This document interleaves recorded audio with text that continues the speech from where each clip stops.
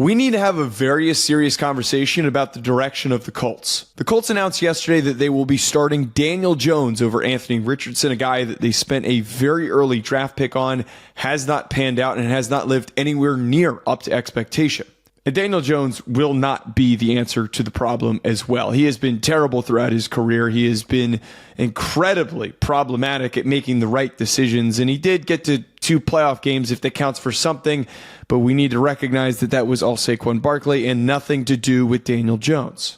The fact that that was the only viable option for the Colts plays into the fact that Chris Ballard, the general manager, will get fired at the end of this season. He has not done an effective job whatsoever of developing a clear path for how they're going to handle the quarterback for this roster. Since Andrew Luck retired in 2019, this list of quarterbacks is god-awful. Now, they had to start with Jacoby Brissett because of the abrupt retirement, who went 7-8, so no fault on him. Brian Hoyer also went 0-1. They did luck out with Phillip Rivers, who was 11-5, but you're not going to find a guy at the end of his career like that that's got one more season in the tank to do some pretty good things. Carson Wentz was 9-8. Matt Ryan, they thought was Phillip Rivers, hence the improbability of this working out. Went 4-7-1. They turned to Sam Ehlinger, who was awful, 0-3. Nick Foles, 0-2. Gardner Minshew was 7-6, promising, but could not get over the hump.